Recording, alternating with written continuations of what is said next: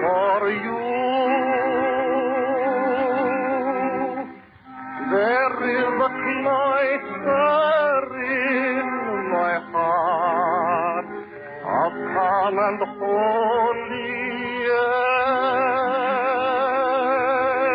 air. I place your image in the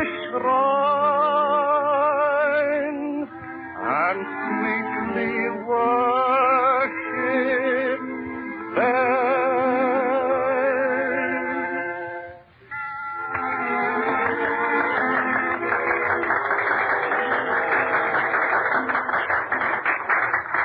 Oh, wasn't that pretty, Najee? Yes, indeed, Betty Lou. I bet you even thought it was pretty, didn't you, Bob? Well, sure I did. You needn't think just because I said that about you being so goofy about love songs, I can't appreciate good music. You just wait. Someday you'll fall for a girl, and won't I have fun? Oh, is that so? You know the kind of girl I like is Natasha. Natasha? Are you still talking about her? Well, you only saw her once when you dragged her out of that slave place there in Alexandria.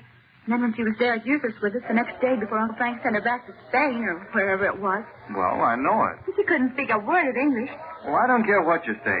She's the kind of a girl I like. And someday if we ever get anywhere near where she lives, I'm going to go and see her.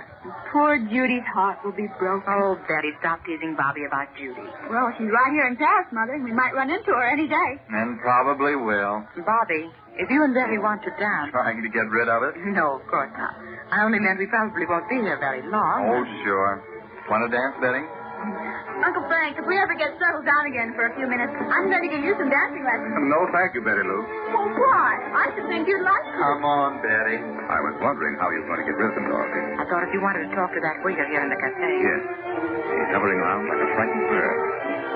Otto. You suppose he doesn't speak English? Oh, but he must. He understood what you said to him about the orchestra. Otto, have you some reason for not wishing to speak to me here? No, What's the matter with your throat? Something? Yes, you have come to spy on me. Just when I feel safe. You know that Gypsy Lupu is looking for you. Why should I not know it? He has followed me all over the world for 15 years. You'd better go back to Poland and give yourself up to the authorities, Otto. Lupu will never rest till he finds you. I know that. And now you will tell him? I am not a murderer. But you'd better get out of here. Lupu will be in Paris any day now, and I can't keep him from killing you if he finds you. But you do not know how I have suffered. How I have not had a home or even slept one night with fear for this gypsy and his knife. For the first time here in this cafe, I am peaceful. But now you come. Murder comes high, you see, Otto. Don't look like that. Gustav is watching you. Put down the coffee cups and go. He's gone. What a life. 15 years of running from Lupu. And yet he killed Lupu's brother in cold blood. The night young Radislav was arrested. Uncle Frank, guess who we saw just now going out the door? She turned her back on us so she wouldn't see us. Not Judy. No. It was the woman that used to work for Roxa. That told Mother Nadia was married to Roxa, remember? What was her name? Betty, Sonia Radislav here? Yeah, that was her name, Sonia Radislav. She just went out. I wonder if she saw us. I wonder what she's doing in Paris. She must be... Oh, Frank, don't think about that now. Tell me what you're going to do to find Robert. You haven't had any word from Mr. Dufresne, have you? No. I went to his house, but they said he'd gone away, and the servants didn't know where he was. Well, can't you go to Robert's laboratory yourself and see if he's all right? I know there must be something wrong. Why should anyone write me that letter? I'll tell you what I've done, Doc. I sent one of my agents to the place where Robert's laboratory is. This man doesn't know Robert's there, of course. His laboratory is upstairs over the chemist's shop. We had to have some way of accounting for the supply of chemicals that Robert's always needing in his experiments. Oh, yes. I'm expecting this man to report to me here at any moment. But, Dorothy, I think you should not be too much concerned about this letter.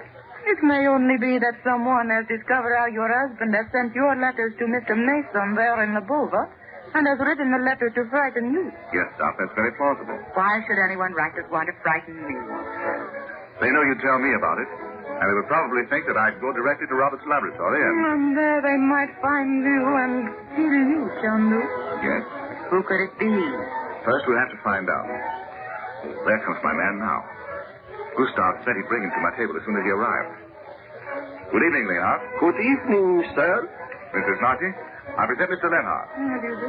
Mrs. Regent, Mr. Lenhart. How do you do? The pleasure is mine. Miss Regent and Mr. Robert Regent II. How do you do? I'm very happy. Sit down, Carl. Tell me what you've learned. I may speak freely. Certainly. I have called at the chemist shop when I have seen it is empty. The chemist is gone.